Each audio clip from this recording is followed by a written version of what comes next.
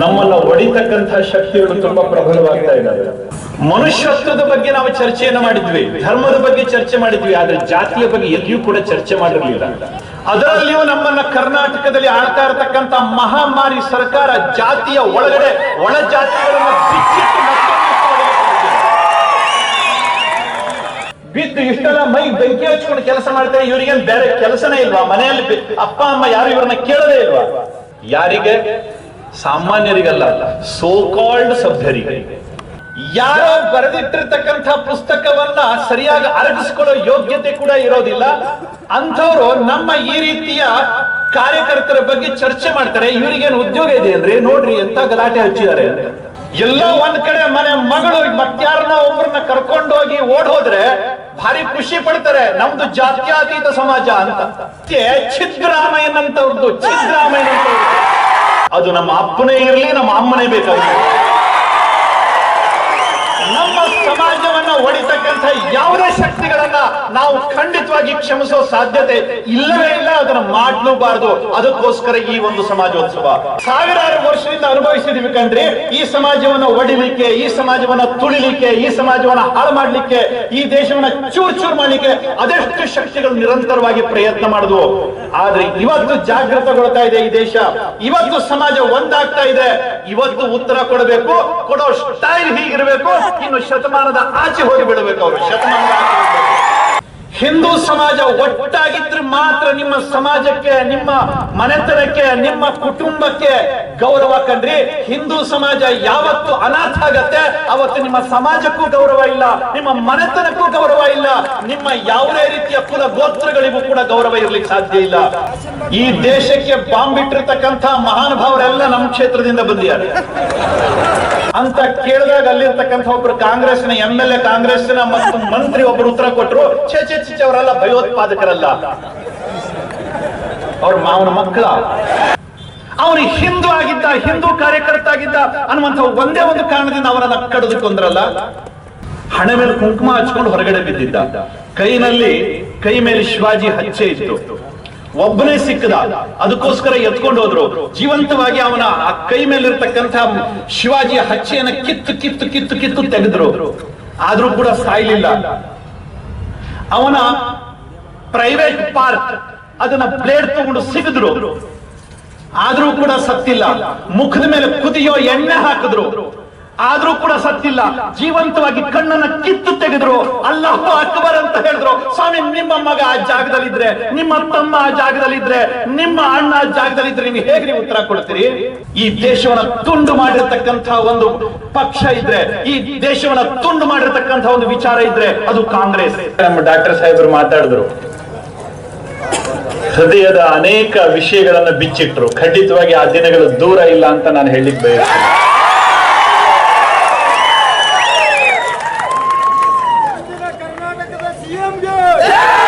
ಬಂಧುಗಳೇ,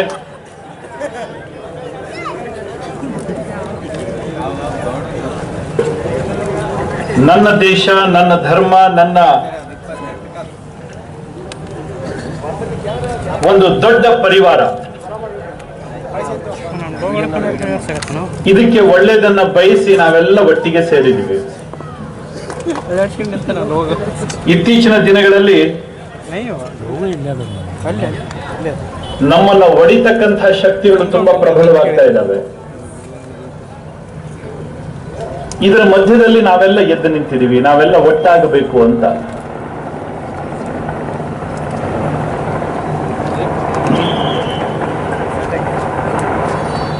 ಸಮಯ ಇದನ್ನ ಜೋಡಿಸ್ತಾ ಇದೆ.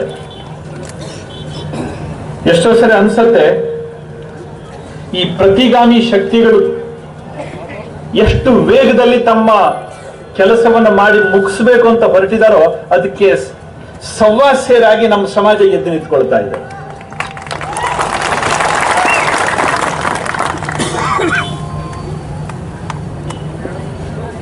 ಈ ದೇಶ ಒಂದಾಗಿರಬಾರ್ದು, ಈ ಸಮಾಜ ಒಂದಾಗಿರಬಾರ್ದು. ಇದನ್ನ ಬ್ರಿಟಿಷರ ಆದಿಯಾಗಿ ಅನೇಕರು, ನಮ್ಮ ದೇಶವನ್ನ ಆಳಿರ್ತಕ್ಕಂಥ ಅನೇಕ ವಿದೇಶಿಯರು ಕನಸನ್ನ ಕಂಡಿದ್ರು.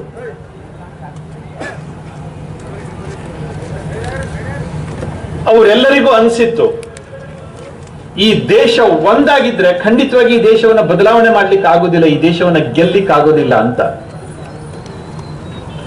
ಅದಕ್ಕೋಸ್ಕರವೇ ನಮ್ಮ ಸಮಾಜದಲ್ಲಿ ಅನೇಕ ಜಾತಿಯ ವಿಷ ಬೀಜಗಳನ್ನ ಅತ್ಯಂತ ಆಳವಾಗಿ ಬೇರೂರಿಸಿದ್ರು. ಯಾವತ್ತೂ ಕೂಡ ನಮ್ಮ ಸಮಾಜದಲ್ಲಿ ಜಾತಿಯ ಬಗ್ಗೆ ನಾವು ಚರ್ಚೆನೆ ಮಾಡಿರಲಿಲ್ಲ. ಮನುಷ್ಯತ್ವದ ಬಗ್ಗೆ ನಾವು ಚರ್ಚೆಯನ್ನು ಮಾಡಿದ್ವಿ, ಧರ್ಮದ ಬಗ್ಗೆ ಚರ್ಚೆ ಮಾಡಿದ್ವಿ, ಆದ್ರೆ ಜಾತಿಯ ಬಗ್ಗೆ ಎಲ್ಲಿಯೂ ಕೂಡ ಚರ್ಚೆ ಮಾಡಿರಲಿಲ್ಲ. ಆದ್ರೆ ಸಾವಿರ ವರ್ಷಗಳ ನಮ್ಮ ನಿರಂತರ ಸೋಲಿನ ಪರಿಣಾಮವಾಗಿ ನಮ್ಮನ್ನ ಒಡೆದು ಆಳಬೇಕು, ಈ ಸಮಾಜವನ್ನ ಸಂಪೂರ್ಣವಾಗಿ ಮುಗಿಸಬೇಕು ಅನ್ನುವಂತಹ ದೃಷ್ಟಿಯಿಂದ ಈ ಜಾತಿಗಳನ್ನ ನಮಗೆ ಗೊತ್ತಿಲ್ಲದ ಹಾಗೆ ಎತ್ತಿ ಕಟ್ತಾ ಹೋದ್ರು. ಇವತ್ತು ನಾವು ನೋಡ್ತೀವಿ, ಎಲ್ಲೋ ಅಪರೂಪಕ್ಕೆ ಸಂಘ, ವಿಶ್ವ ಹಿಂದೂ ಪರಿಷತ್, ಬಜರಂಗ್ ದಳ, ಜಾಗರಣ ವೇದಿಕೆ ಈ ರೀತಿಯ ಕಾರ್ಯಕರ್ತರು ಮಾತ್ರ ನಾವು ಹಿಂದೂಗಳು ಅಂತ ನಾವು ಭಾವಿಸ್ತೀವಿ. ಬಿಟ್ರೆ ಬಹುತೇಕರು ತಮ್ಮ ಜಾತಿಯನ್ನು ಹೇಳ್ಕೊಳ್ಳಿಕ್ಕೇನೆ ಹೆಮ್ಮೆ ಪಡ್ತಾರೆ.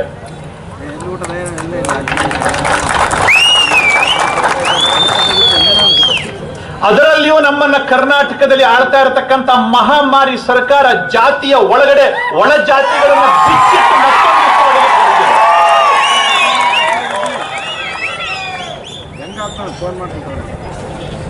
ಇದು ನಮ್ಮ ದುರಂತ. ಇದಕ್ಕೆ ಸವಾಸೇರಾಗಿ ಇವತ್ತು ಎದ್ದು ನಿಂತ್ಕೋಬೇಕಾಗಿದೆ. ಅದಕ್ಕೋಸ್ಕರ ಈ ರೀತಿಯ ಸಮಾಜೋತ್ಸವಗಳು.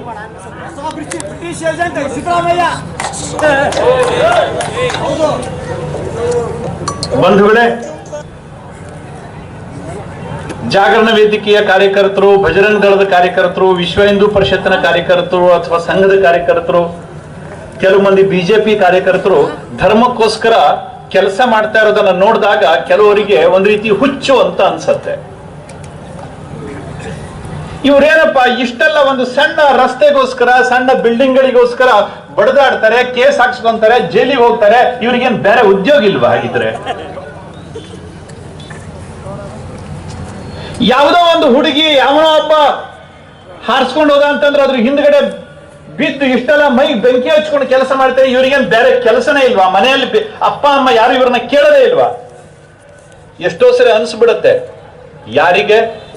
ಸಾಮಾನ್ಯರಿಗಲ್ಲ, ಸೋ ಕಾಲ್ಡ್ ಸಭ್ಯರಿಗೆ.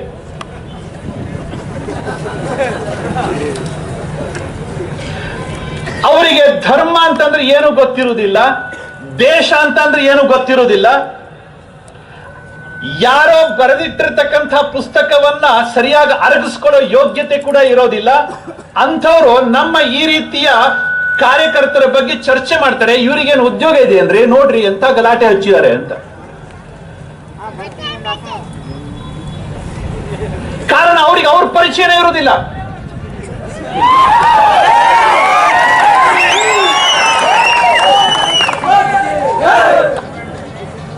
ಎಲ್ಲೋ ಒಂದ್ ಕಡೆ ಮನೆ ಮಗಳು ಮತ್ತಾರನೋ ಒಬ್ಬರನ್ನ ಕರ್ಕೊಂಡೋಗಿ ಓಡ್ ಹೋದ್ರೆ ಭಾರಿ ಖುಷಿ ಪಡ್ತಾರೆ, ನಮ್ದು ಜಾತ್ಯತೀತ ಸಮಾಜ ಅಂತ. ಎಲ್ಲಿ ಅವರ ಪರಿಚಯ ಅವ್ರಿಗಿರೋದಿಲ್ಲ ಅಂಥ ಸಂದರ್ಭದಲ್ಲಿ ಇಂತಹ ಅವಾಂತರಗಳೆಲ್ಲ ಎದ್ದು ಕುಣಿತಾವೆ. ಯಾರಿಗೆ ಅವರ ರಕ್ತದ ಪರಿಚಯ ಇದೆ, ಅವರ ಧರ್ಮದ ಪರಿಚಯ ಇದೆ, ಅವರ ಭಾಷೆಯ ಪರಿಚಯ ಇದೆ, ಅವರ ಮಣ್ಣಿನ ಪರಿಚಯ ಇದೆ, ಅವರ ಇತಿಹಾಸದ ಪರಿಚಯ ಇದೆ, ಅಲ್ಲಿ ಯಾವತ್ತೂ ಕೂಡ ತಲೆ ತಗ್ಗಿಸಲಿಕ್ಕೆ ಸಾಧ್ಯನೇ ಇಲ್ಲ. ಇಂತಹ ಅನ್ಯಾಯವನ್ನು ಒಪ್ಕೊಳ್ಳಿಕ್ಕೆ ಆಗೋದಿಲ್ಲ. ನಿಜಕ್ಕೂ ಕೂಡ ನಮ್ಮ ಎಲ್ಲ ಕಾರ್ಯಕರ್ತರನ್ನ ನಾನು ಹೃತ್ಪೂರ್ವಕವಾಗಿ ಅಭಿನಂದಿಸ್ತೀನಿ. ಸ್ವಾಮಿ, ನಿಮ್ಮ ಪರಿಚಯದ ಜೊತೆಗೆ ಸಮಾಜಕ್ಕೂ ನಿಮ್ಮ ಪರಿಚಯವನ್ನು ಮಾಡಿಕೊಟ್ಟಿದ್ದೀರಿ, ಸಮಾಜದ ಪರಿಚಯವನ್ನು ಸಮಾಜಕ್ಕೆ ಮಾಡಿಕೊಳ್ಳಿ ಪ್ರಯತ್ನ ಪಟ್ಟಿದ್ದೀರಿ ನೀವು. ಬಂಧುಗಳೇ, ಇದು ನಮ್ಮ ದುರಂತ, ಇದು ನಮ್ಮ ದುರಂತ. ಇವತ್ತು ಹೇಳಿದ್ರಲ್ಲ ನಮ್ಮ ಡಾಕ್ಟರು, ಆ ಪಾಪಿ ಪಾಕಿಸ್ತಾನಕ್ಕೆ ಪಾಠ ಕಲಿಸ್ಬೇಕು ಅಂತ. ಅದು ಭಾರಿ ದೊಡ್ಡ ಕೆಲಸ ಅಲ್ಲ ಕಣ್ರಿ.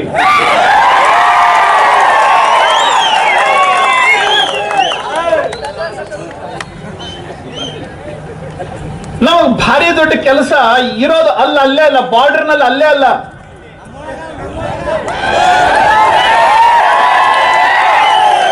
ನಮಗಿರ್ತಕ್ಕಂಥ ಸಮಸ್ಯೆ ಸಿದ್ದರಾಮಯ್ಯನಂತವ್ರದ್ದು.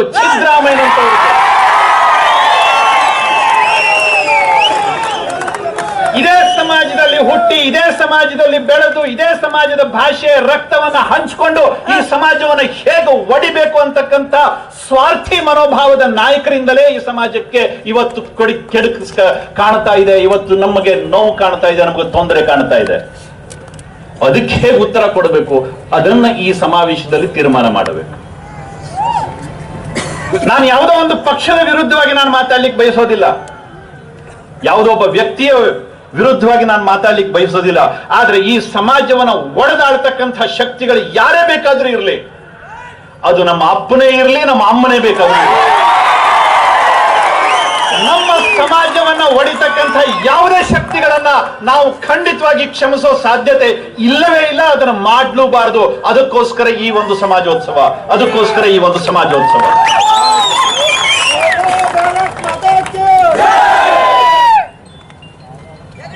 ಬಂಧುಗಳೇ, ಸಮಯ ಹತ್ರ ಬರ್ತಾ ಇದೆ,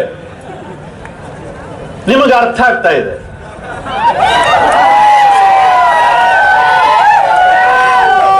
ಯಾರಿಗೆ ಯಾವ ಭಾಷೆಯಲ್ಲಿ ಯಾವ ಸಮಯದಲ್ಲಿ ತಕ್ಕ ಉತ್ತರ ಕೊಡಬೇಕು ಅನ್ನೋದು ನಿಮ್ಗೆಲ್ಲರಿಗೂ ಚೆನ್ನಾಗಿ ಗೊತ್ತಿದೆ.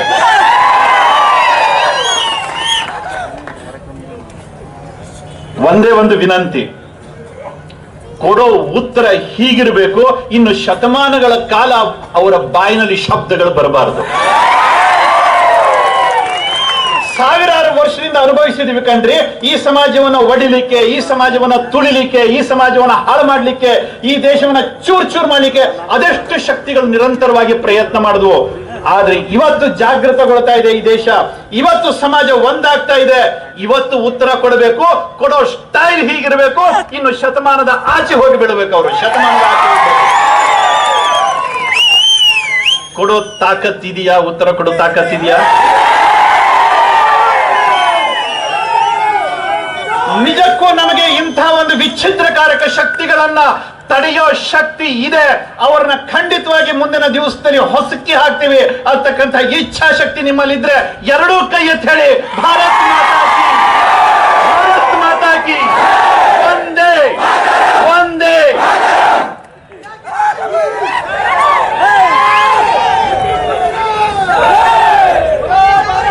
ನಾವು ಮಾತಾಡ್ತಾ ಇದ್ರೆ ಇಲ್ಲಿಯ ಪತ್ರಕರ್ತರು ಮಾತ್ರ ಅಲ್ಲ, ಅಲ್ಲಿ ಕೆಲವು ಮಂದಿ ನಿದ್ದೆ ಬಿಟ್ಕೊಂಡು ನೋಡ್ತಾ ಕೂತ್ಕೊಂತಾರೆ.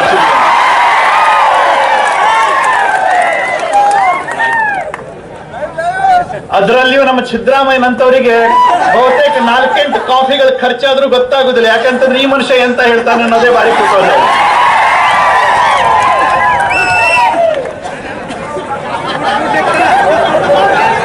ಸಿದ್ದರಾಮಯ್ಯನವರೇ ಕಣ್ಣಿಗೆ ಸಿಮೆಂಟ್ ಹಾಕೊಂಡು ನೋಡ್ತಾ ಇರಿ, ನಿಮ್ ಭಾಷೆಯಲ್ಲೇ ಉತ್ತರ ಕೊಡ್ತೀವಿ.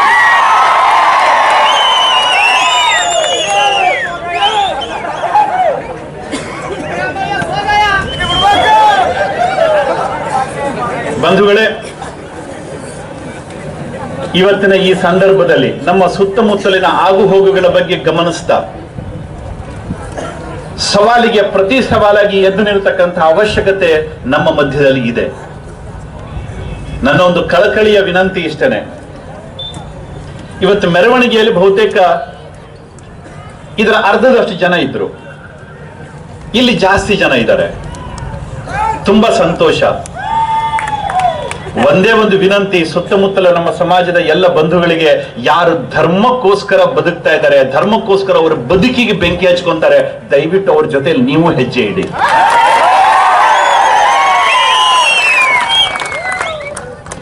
ಯಾರಿಗೂ ಕೂಡ ಅವ್ರು MLA ಆಗಬೇಕು, ಅವ್ರು MP ಆಗಬೇಕು, ಅವ್ರಿಗೆ ಮತ್ತೇನು ಆಗಬೇಕು ಅಂತ ಕನಸಿಲ್ಲ ಕಣ್ರಿ. ಈ ಸಮಾಜಕ್ಕಾಗಿರ್ತಕ್ಕಂಥ ಅನ್ಯಾಯವನ್ನ ಸಹಿಸೋ ಪ್ರಶ್ನೆ ಇಲ್ಲ ಅಂತ ಮೈಗೆ ಬೆಂಕಿ ಹಚ್ಕೊಂಡು ಕೂತ್ಕೊಂಡಿರ್ತಕ್ಕಂಥ ಹುಡುಗರು ಸಾವಿರಾರು ಸಂಖ್ಯೆಯಲ್ಲಿದ್ದಾರೆ.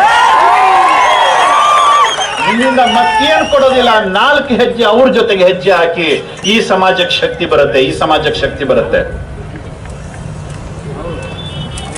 ಇಷ್ಟು ದಿನಗಳ ಕಾಲ ಏನ್ ನಡೆದಿದೆಯೋ ಆಗಿ ಹೋಗಿದೆ. ಒಮ್ಮೆ ಹೀಗೆ ಬರ್ಬೇಕಾದ್ರೆ ಇವತ್ತು ಕೇಳ್ತಾ ಇದ್ದೆ, ಇಲ್ಲಿನ ಕೋಟೆ ಕೊತ್ತಲಗಳು, ಇಲ್ಲಿನ ಪರಿಸ್ಥಿತಿ. ನಾನು ಬಂದಿರಲಿಲ್ಲ ಯಾದಗಿರಿಗೆ, ಮೊಟ್ಟ ಮೊದಲನೇ ಬಾರಿ ಬರ್ತಾ ಇದ್ದೀನಿ ನಾನು. ಇಲ್ಲಿನ ಜನರ ಜೊತೆಗೆ ಬರ್ಬೇಕಾದ್ರೆ ಕೆಲವೊಂದು ಪುಸ್ತಕಗಳನ್ನ ಅವಲೋಕನೆ ಮಾಡಿದಾಗ ಅನಿಸ್ತಾ ಇತ್ತು, ಆ ರಜಾಕಾರರ ಗುಂಡಿಗೆ ಎದೆ ಕೊಟ್ಟಿರ್ತಕ್ಕಂಥ ಅದೆಷ್ಟು ಜನರ ಆಕ್ರಂದನದ ಚೀತ್ಕಾರ ಇವತ್ತು ಕೂಡ ಈ ಗುಡ್ಡಗಳಲ್ಲಿ ಮಾರ್ದನಿಸ್ತಾ ಇದೆ. ಅದೆಷ್ಟು ಜನ ಲವ್ ಜಿಹಾದ್ಗೆ ಬಲಿಯಾಗಿರ್ತಕ್ಕಂಥ ನಮ್ಮ ಅಕ್ಕ ತಂಗಿಯರ ಒಂದು ಆಕ್ರಂದನ ಇವತ್ತು ಕೂಡ ಆ ನರಳುವಿಕೆ ಇವತ್ತು ಕೂಡ ಕೇಳ್ತಾ ಇದೆ. ಆದ್ರೆ ನಮ್ಮ ಸಭ್ಯರ ಕಿವಿಗೂ ಇದು ಬೀಳ್ತದ? ಸಭ್ಯರ ಕಿವಿಗೂ ಇದು ಬೀಳ್ತದ?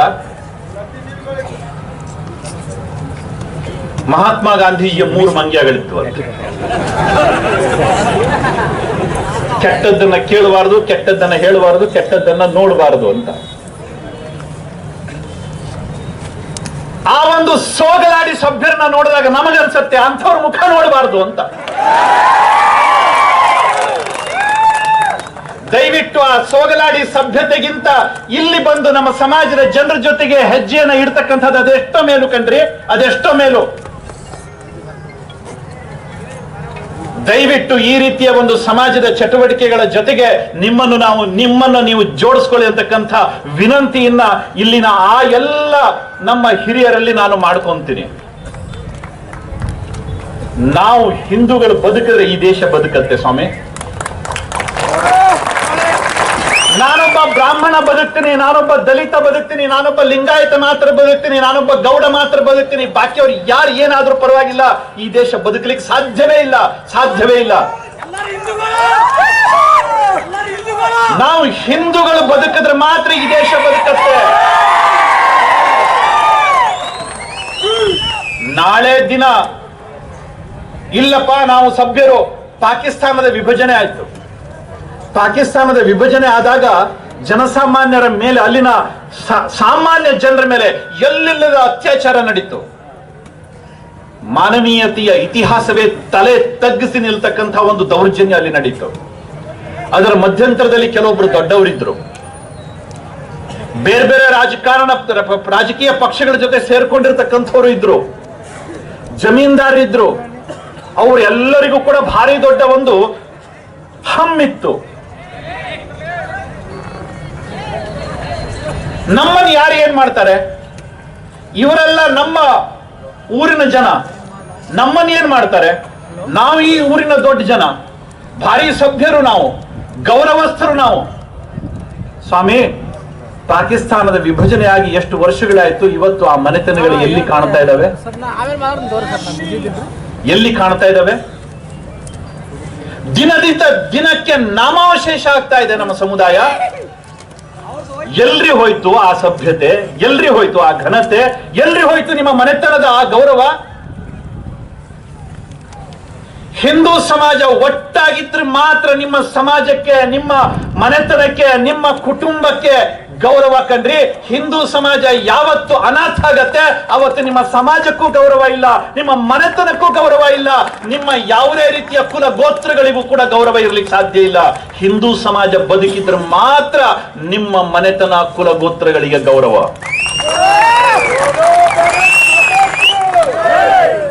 ಇವತ್ತು ಅಸ್ಸಾಂದಲ್ಲಿ, ಕಾಶ್ಮೀರದ ಕಣಿವೆಗಳಲ್ಲಿ, ನಮ್ಮದೇ ದೇಶದ ಅನೇಕ ಊರುಗಳಲ್ಲಿ, ಇವತ್ತು ನಮ್ಮದೇ ಜಿಲ್ಲೆಯಲ್ಲಿ ಭಟ್ಕಳ ಅಂತ ಇದೆ, ಬಹುತೇಕ ನೀವೆಲ್ಲ ಕೇಳಿದಿರಿ. ಈ ದೇಶಕ್ಕೆ ಬಾಂಬ್ ಇಟ್ಟಿರ್ತಕ್ಕಂಥ ಮಹಾನುಭಾವರೆಲ್ಲ ನಮ್ಮ ಕ್ಷೇತ್ರದಿಂದ ಬಂದಿದ್ದಾರೆ.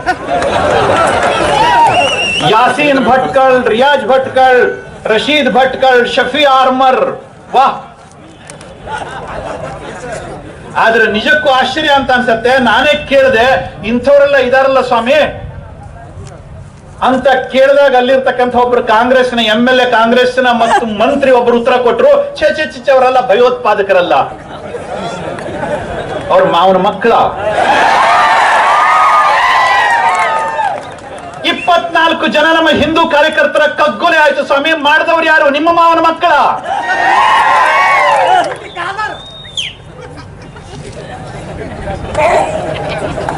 ಅಲ್ಲಿ ಪರೇಶ್ ಮೇಸ್ತಾನ ಕೊಲೆ ಆಗತ್ತೆ ಹೊನ್ನಾವರದಲ್ಲಿ. ಬಂಟ್ವಾಳದಲ್ಲಿ ತನಿಯಣ್ಣನ ಮಗ ಪೂಜಾರಿಯ ಕೊಲೆ ಆಗತ್ತೆ ಸ್ವಾಮಿ. ಒಂದೊಂದು ಘಟನೆ. ಆ ಕುಟ್ಟಪ್ಪ ಪೂಜಾರಿಯ ಏನೂ ಗೊತ್ತಿಲ್ಲದೆ ಇರತಕ್ಕಂಥ ವಿಶ್ವ ಹಿಂದೂ ಪರಿಷತ್ನ 62 ವರ್ಷದ ಮುದುಕ ಮೆರವಣಿಗೆಯಲ್ಲಿ ಹೋಗ್ತಾ ಇರ್ಬೇಕಾದ್ರೆ ಅವನನ್ನ ಕಡಿದು ಕೊಂದ್ರಲ್ಲ. ತನಿಯಣ್ಣ ಅಂತ ಪಾಪ ಬಟ್ಟೆ ಇಸ್ತ್ರಿ ಮಾಡ್ತಕ್ಕಂಥ ಮಡಿವಾಳರ ಆ ತನಿಯಣ್ಣ, ಅವನ ಮನೆಯಲ್ಲಿ ಮಗ ಬರ್ತಾನೆ, ಮಗ ಊಟಕ್ಕೆ ತರ್ತಾನೆ ಅಂತ ಕಾಯ್ತಾ ಇದ್ದಾನೆ. ಮಗ ಅಂಗಡಿಯಲ್ಲಿ ಬಟ್ಟೆಗೆಲ್ಲ ಇಸ್ತ್ರಿ ಮಾಡಿ ಅಂಗಡಿ ಬಾಗ್ಲು ಹಾಕೊಂಡು ಹೊರಗಡೆ ಬರುವಷ್ಟರ ಹೊತ್ತರಲ್ಲಿ 2 ಬೈಕ್ನಲ್ಲಿ 3 ಜನ ಬರ್ತಾರೆ. ಅವನನ್ನು ಅಲ್ಲೇ ಕಡಿದುಕೊಳ್ತಾರೆ. ಮನೆಯಲ್ಲಿ ಅಪ್ಪ ಇನ್ನೂ ಕಾಯ್ತಾ ಇದ್ದಾನೆ, ಮಗ ಬರ್ತಾನೆ ಮಗ ಬರ್ತಾನೆ ಮಗ ಬರ್ತಾನೆ ಅಂತ. ಕಾರಣ ಏನು? ಯಾವುದೇ ಕೇಸ್ಗಳಿಲ್ಲ. ಅವನು ಹಿಂದೂ ಆಗಿದ್ದ, ಹಿಂದೂ ಕಾರ್ಯಕರ್ತ ಆಗಿದ್ದ ಅನ್ನುವಂಥ ಒಂದೇ ಒಂದು ಕಾರಣದಿಂದ ಅವನನ್ನ ಕಡಿದುಕೊಂಡ್ರಲ್ಲ. ಪರೇಶ್ ಮೇಸ್ತಾ 19 ವರ್ಷದ ಹುಡುಗ, ಹಣೆ ಮೇಲೆ ಕುಂಕುಮ ಹಚ್ಕೊಂಡು ಹೊರಗಡೆ ಬಿದ್ದಿದ್ದ. ಕೈ ಮೇಲೆ ಶಿವಾಜಿ ಹಚ್ಚೆ ಇತ್ತು. ಒಬ್ಬನೇ ಸಿಕ್ಕದ, ಅದಕ್ಕೋಸ್ಕರ ಎತ್ಕೊಂಡು ಹೋದ್ರು. ಜೀವಂತವಾಗಿ ಅವನ ಆ ಕೈ ಮೇಲಿರ್ತಕ್ಕಂಥ ಶಿವಾಜಿಯ ಹಚ್ಚೆಯನ್ನು ಕಿತ್ತು ಕಿತ್ತು ಕಿತ್ತು ಕಿತ್ತು ತೆಗೆದ್ರು. ಆದ್ರೂ ಕೂಡ ಸಾಯ್ಲಿಲ್ಲ. ಅವನ ಪ್ರೈವೇಟ್ ಪಾರ್ಟ್ ಅದನ್ನ ಬ್ಲೇಡ್ ತಗೊಂಡು ಸಿಗಿದ್ರು, ಆದ್ರೂ ಕೂಡ ಸತ್ತಿಲ್ಲ. ಮುಖದ ಮೇಲೆ ಕುದಿಯೋ ಎಣ್ಣೆ ಹಾಕಿದ್ರು, ಆದ್ರೂ ಕೂಡ ಸತ್ತಿಲ್ಲ. ಜೀವಂತವಾಗಿ ಕಣ್ಣನ್ನ ಕಿತ್ತು ತೆಗೆದ್ರು. ಅಲ್ಲಾಹು ಅಕ್ಬರ್ ಅಂತ ಹೇಳಿದ್ರು. ಸ್ವಾಮಿ, ನಿಮ್ಮ ಮಗ ಆ ಜಾಗದಲ್ಲಿದ್ರೆ, ನಿಮ್ಮ ತಮ್ಮ ಆ ಜಾಗದಲ್ಲಿದ್ರೆ, ನಿಮ್ಮ ಅಣ್ಣ ಆ ಜಾಗದಲ್ಲಿದ್ರೆ ನೀವು ಹೇಗ್ರಿ ಉತ್ತರ ಕೊಡ್ತೀರಿ? ಕಾರಣ ಎಷ್ಟು? ಹಣೆ ಮೇಲೆ ಕುಂಕುಮ ಹಚ್ಕೊಂಡಿದ್ದ, ಕೈನಲ್ಲಿ ಶಿವಾಜಿ ಮಚ್ಚೆ ಇತ್ತು, ಅವನೊಬ್ಬ ಹಿಂದೂ ಆಗಿದ್ದ. ಅಷ್ಟೇ ತಾನೆ, ಅಷ್ಟೇ ತಾನೆ. ಸ್ವಾಮಿ, ಇವತ್ತು ದೇಶದ ಮೂಲೆ ಮೂಲೆಗಳಲ್ಲಿ ಇವತ್ತು ಇದು ನಡೆದಿದೆ. ಇದಕ್ಕೆ ಉತ್ತರ ಕೊಡಬೇಕಾಗಿರತಕ್ಕಂಥವ್ರು ಯಾರು? ಉತ್ತರ ಕೊಡಬೇಕಾಗಿರತಕ್ಕಂಥವ್ರು ಯಾರು? ಕಾಶ್ಮೀರದ ಗಲ್ಲಿಗಳಲ್ಲಿ ನಡೆಯುತ್ತೆ. ನಮ್ಮ ಹೆಣ್ಮಕ್ಳನ್ನ ಅಲ್ಲಿ ಮನೆಗೆ ಬಂದು ಪೋಸ್ಟರ್ ಅಂಟಿಸ್ತಾರೆ. ಇವತ್ತು ಕೂಡ ಅದು ನಡೆದಿದೆ ಅದೆಷ್ಟೋ ಕಡೆಗಳಲ್ಲಿ. ಇವತ್ತು ಕಾಶ್ಮೀರದಲ್ಲಿ ಹಿಂದೂಗಳೇ ಉಳಿದಿಲ್ಲ ಬಿಡಿ. ಮನೆಗೆ ಬಂದು ಪೋಸ್ಟರ್ ಅಂಟಿಸ್ತಾರೆ. ಮನೆಯಲ್ಲಿರ್ತಕ್ಕಂಥ ಗಂಡಸರೇ ನೀವು ಮನೆ ಖಾಲಿ ಮಾಡಿ, ನಿಮ್ಮ ಆಸ್ತಿ ಮತ್ತು ನಿಮ್ಮ ಮನೆಯ ಹೆಣ್ಮಕ್ಳು ಇಲ್ಲೇ ಇರ್ತಾರೆ. ನಂತರದಲ್ಲಿ ಗಂಡಸರು ಹೋದ್ರೆ ಸರಿ, ಅದಿಲ್ಲ ಅಂತಂದ್ರೆ ಆ ಹೆಣ್ಮಕ್ಳು ಎದುರುಗಡೆ ಅವ್ರನ್ನ ಗುಂಡಿಟ್ಟು ಸಾಯಿಸ್ತಾರೆ, ಚಿತ್ರಹಿಂಸೆ ಕೊಟ್ಟು ಕೊಲ್ತಾರೆ. ಅಷ್ಟರ ನಂತರದಲ್ಲಿ ಮನೆಯ ಹೆಣ್ಮಕ್ಳನ್ನ ಹಂಚ್ಕೊಂತಾರೆ. ಅಕ್ಕ ನಿನಗೆ, ತಂಗಿ ಇವನಿಗೆ, ಅಮ್ಮ ಅವನಿಗೆ ಅಂತ. ಸ್ವಾಮಿ, ಇದು ಪರಿಸ್ಥಿತಿ, ಇದು ಪರಿಸ್ಥಿತಿ. ಈ ಹಿಂದೂ ದೇಶದಲ್ಲಿ ಹಿಂದೂಗಳು ಬದುಕಬೇಕಾದ್ರೆ ಕೊಡಬೇಕಾಗಿರ್ತಕ್ಕಂಥ ಬೆಲೆ ಇದು. ಒಂದು ಕಾಲದಲ್ಲಿ ಇದೇ ಮಣ್ಣಿನಲ್ಲಿ ನಡೆದಿತ್ತಲ್ವಾ ರಜಾಕಾರರ ಹಾವಳಿ. ಇವತ್ತು ನಮಗೆ ಮರ್ತು ಹೋಗಿದೆ. ನಮ್ಮ ಅಜ್ಜನ್ನೋ ನಮ್ಮ ಮುತ್ತಜ್ಜನ್ನೋ ಕೇಳಿದ್ರೆ ಗೊತ್ತಾಗತ್ತೆ ಅವತ್ತಿನ ಪರಿಸ್ಥಿತಿ ಏನಿತ್ತು ಅಂತ. ಇಲ್ಲೇ ನಮ್ಮ ಸುತ್ತಮುತ್ತಲ ಅನೇಕ ತಲೆಮಾರುಗಳು ಕಾಣ್ತವೆ. ಆ ರಜಾಕಾರರಿಗೆ ಬಲಿಯಾಗಿರ್ತಕ್ಕಂಥ ಕುಟುಂಬಗಳು ಕಾಣ್ತವೆ. ಅವರ ಕತ್ತಿಗೆ ಬಲಿಯಾಗಿರ್ತಕ್ಕಂಥ ನಮ್ಮ ಅಣ್ಣ ತಮ್ಮಂದಿರು, ಅವರ ಅತ್ಯಾಚಾರಕ್ಕೆ ಬಲಿಯಾಗಿರ್ತಕ್ಕಂಥ ಅಕ್ಕ ತಂಗಿಯರ ಅನೇಕ ಉದಾಹರಣೆಗಳು ಇವತ್ತು ನಮಗೆ ಕಾಣ್ತವೆ. ಸ್ವಾಮಿ, ಇಂತಹ ನೆಲದಲ್ಲಿ ನಾವು ಹೇಗೆ ಉತ್ತರ ಕೊಡ್ಬೇಕು ಹೇಳಿ? ಹೇಗೆ ಉತ್ತರ ಕೊಡಬೇಕು? ನಡೆದದ್ದು ನಡೆದು ಹೋಯ್ತು ಅಲ್ವಾ, ಮರ್ತು ಬಿಡೋಣ ಅಲ್ವಾ? ಇತಿಹಾಸವನ್ನ ಯಾವ ಸಮಾಜ ಮರೆಯತ್ತೆ ಆ ಸಮಾಜ ಬದುಕಲಿಕ್ಕೆ ಸಾಧ್ಯನೇ ಇಲ್ಲ. ಆ ಬದುಕಲಿಕ್ಕೆ ಸಾಧ್ಯನೇ ಇಲ್ಲ. ಇತಿಹಾಸದಲ್ಲಿ ನಡೆದು ಹೋಗಿರತಕ್ಕಂಥ ಒಂದೊಂದು ಘಟನೆಯನ್ನು ಕೂಡ ಪಾಠ ಅಂತ ಪರಿಗಣಿಸಬೇಕು. ಆ ಬೆಳಕಿನ ದಾರಿಯಲ್ಲಿ ಮುಂದಿನ ದಿವಸದಲ್ಲಿ ನಾವು ಹೋಗಬೇಕು.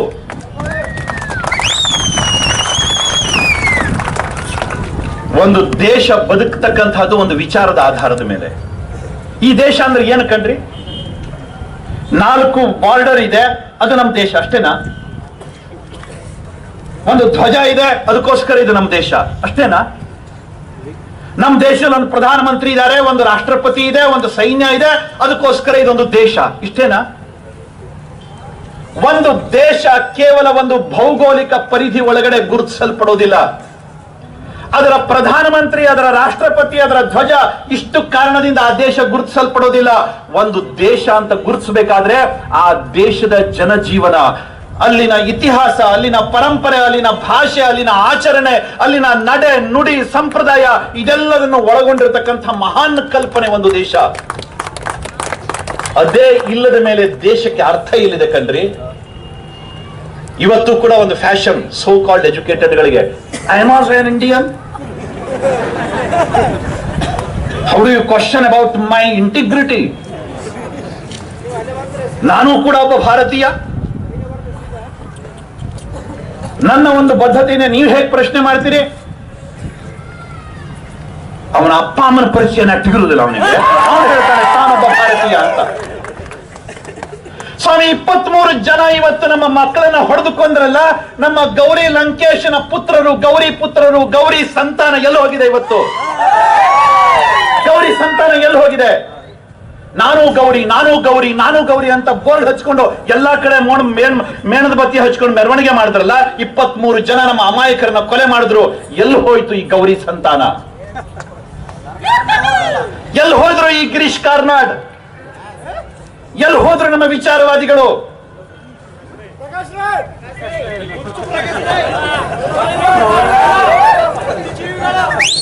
ಸ್ವಾಮಿ, ಈ ಬುದ್ಧಿಜೀವಿಗಳಿಗೆ ಬೇಕಾಗಿರ್ತಕ್ಕಂಥದ್ದು ಹಿಂದೂ ಸಮಾಜ ಯಾವತ್ತೂ ಕೂಡ ಬಲಿಗೆ ಕೊಡಬೇಕಾಗಿರತಕ್ಕಂಥ ಕುರಿಯಾಗಿ ಇದ್ದಾಗ ಮಾತ್ರ ಅವರಿಗೆ ಭಾರಿ ಸಂತೋಷ. ಇದು ಏನಾದ್ರೂ ಹುಲಿಯಾಗಿ ಎದ್ದು ನಿಂತರೆ ಖಂಡಿತವಾಗಿ ಅವ್ರ ಹತ್ರ ಸಹಿಸಿಕೊಳ್ಳಿಕ್ಕೆ ಸಾಧ್ಯನೇ ಇಲ್ಲ. ಈ ದೇಶವನ್ನ ಪೂರ ಹಾಳು ಮಾಡಿರ್ತಕ್ಕಂಥದ್ದು ವಿದೇಶಿಯರು ಅಂತ ಭಾವಿಸ್ಕೋಬೇಡಿ. ಬದಲಾಗಿ ಈ ದೇಶವನ್ನ ಹಾಳು ಮಾಡಿರ್ತಕ್ಕಂಥದ್ದು ಈ ದೇಶದ ಎಡಬಿಡಂಗಿಗಳು.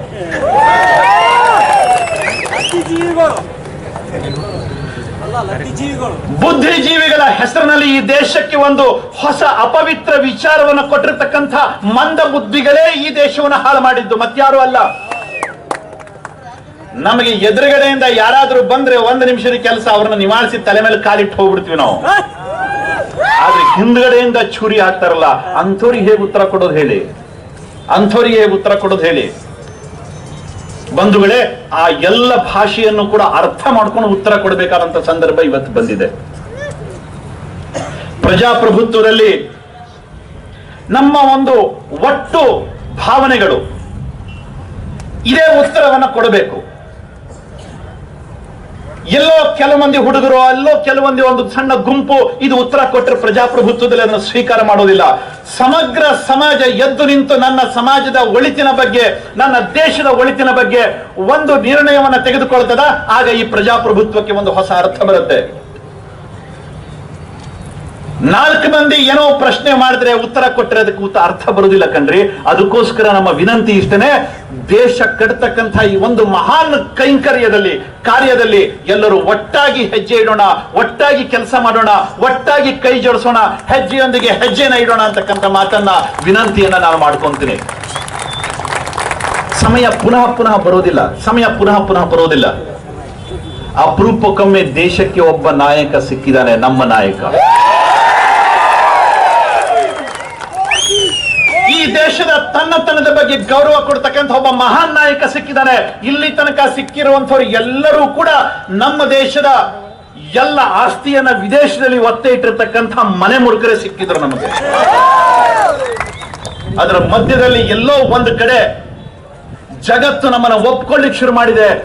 ನಮ್ಮ ನಾಯಕತ್ವ ಜಗತ್ತಿನಲ್ಲಿ ಇವತ್ತು ತಲೆ ಎತ್ತಿ ನಿಂತ್ಕೊಳ್ತಾ ಇದೆ. ಆದ್ರೆ ಅದರ ಮಧ್ಯದಲ್ಲಿ ಇಲ್ಲೊಂದು ವಿಚ್ಛಿದ್ರಕಾರಕ ಶಕ್ತಿಗಳು ಇವತ್ತು ಮತ್ತೊಂದು ಹೊಸ ಹಾಡನ್ನು ಹೇಳ್ತಾ ಇದ್ದಾವೆ. ಜಗತ್ತಿನಲ್ಲಿ ಇಷ್ಟರವರೆಗೆ ಯಾವತ್ತೂ ಕೂಡ ಜಗತ್ತು ನಮ್ಮನ್ನ ಒಪ್ಕೊಂಡಿರಲಿಲ್ಲ ಕಣ್ರಿ. ಇತಿಹಾಸದಲ್ಲಿ ಒಂದು ಸಮಯ ಇತ್ತು, ಇಡೀ ಜಗತ್ತಿನಲ್ಲಿ ಅದು ಚೈನಾ ಇರಲಿ, ಜಪಾನ್ ಇರಲಿ, ತೈವಾನ್ ಇರಲಿ, ಬೋರ್ನಿಯೋ, ಬಾಲಿ, ಸುಮಾತ್ರ, ಮಲೇಷಿಯಾ, ಥೈಲ್ಯಾಂಡ್ ಎಲ್ಲದೂ ಕೂಡ ನಮ್ಮ ವಿಚಾರವನ್ನು ಒಪ್ಕೊಂಡಿದ್ದು, ನಮ್ಮ ವಿಚಾರವನ್ನು ಒಪ್ಕೊಂಡಿದ್ದು. ಇವತ್ತಿನ ಮಿಡ್ಲ್ ಈಸ್ಟ್ ಅದು ಕೂಡ ನಮ್ಮನ್ನ ಒಪ್ಕೊಂಡಿತ್ತು. ಆದ್ರೆ ಆ ಸಾವಿರಾರು ವರ್ಷಗಳ ನಂತರದಲ್ಲಿ ನಾವು ಒಂದು ರೀತಿಯಲ್ಲಿ ಅತ್ಯಂತ ದುರ್ಬಲರಾದ್ವಿ. ಸ್ವಾತಂತ್ರ್ಯ ಬಂದ ನಂತರ ಅಂತೂ ಬಹುತೇಕ ನಮ್ಮನ್ನ ನಾವು ಮಾರಾಟ ಮಾಡ್ಕೊಳ್ಳೋದು ಹೇಗೆ ಅನ್ನುವಂಥದ್ದನ್ನ ಅತ್ಯಂತ ಚೆನ್ನಾಗಿ ನಮ್ಮ ಕಾಂಗ್ರೆಸ್ ಸರ್ಕಾರ ನಮಗೆ ಹೇಳ್ಕೊಟ್ಟಿತ್ತು. ಜಗತ್ತಿನ ಬೇರೆ ಬೇರೆ ದೇಶಗಳಿಗೆ ಹೋಗಿ ಸಾಲ ಹ್ಯಾಂಗ ತರಬೇಕು, ನಮ್ಮನ್ನು ನಾವು ಹೇಗೆ ಒತ್ತೆ ಇಟ್ಕೋಬೇಕು, ಇಷ್ಟು ಮಾತ್ರ ಕಾಂಗ್ರೆಸ್ ಗೊತ್ತಿತ್ತು. ನನ್ನ ಕಾಲಲ್ಲೂ ತಾಕತ್ತಿದೆ, ನನ್ನ ಕೈನಲ್ಲೂ ತಾಕತ್ತಿದೆ, ನನ್ನ ಹೃದಯದಲ್ಲಿ ಒಂದು ಹೊಸ ಒಂದು ಇಚ್ಛಾಶಕ್ತಿ ಇದೆ. ಅದನ್ನ ತೋರಿಸ್ಕೊಡ್ಲಿಕ್ಕೆ ನಮ್ಮಂಥವರೇ ಬರಬೇಕಾಯ್ತು, ಮೋದಿ ಅಂಥವರೇ ಬರಬೇಕಾಯ್ತು, ವಾಜಪೇಯಿ. ನಾಚಿಕೆ ಆಗಬೇಕು ಕಾಂಗ್ರೆಸ್ಗೆ, ನಾಚಿಕೆ ಆಗಬೇಕು. ನಾನು ರಾಜಕೀಯಕ್ಕೋಸ್ಕರ ಹೇಳ್ತಾ ಇಲ್ಲ, ಇದೊಂದು ಪಕ್ಷ ಅಂತ ಹೇಳ್ತಾ ಇಲ್ಲ, ಅದೊಂದು ಸಭ್ಯತೆ, ಅದೊಂದು ವಿಚಾರ. ಅದಕ್ಕೋಸ್ಕರ ನಾನು ಈ ಮಾತನ್ನ ಹೇಳ್ತಾ ಇದ್ದೀನಿ. ಕಾಂಗ್ರೆಸ್ನ ಒಂದು ಪಾರ್ಟಿ ಅಂತ ನೀವು ಪರಿಗಣಿಸಬೇಡಿ ಸ್ವಾಮಿ, ಅದೊಂದು ಸಂಸ್ಕೃತಿ, ಅದೊಂದು ಕುಸಂಸ್ಕೃತಿ.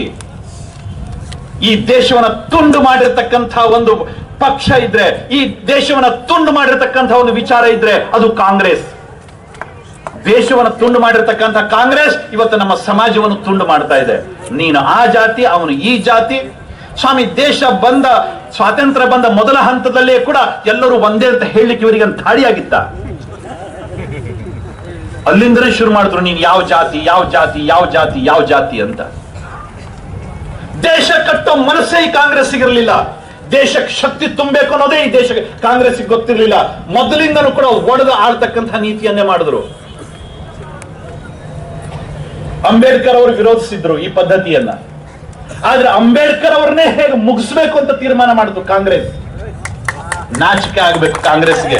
ಇವತ್ತು ದಲಿತರ ಹೆಸರಿನಲ್ಲಿ ಭಾರಿ ದೊಡ್ಡ ಮೆರವಣಿಗೆಗಳು ಮಾಡ್ತಾರೆ ಇವರು ಕಾಂಗ್ರೆಸ್ನವರು.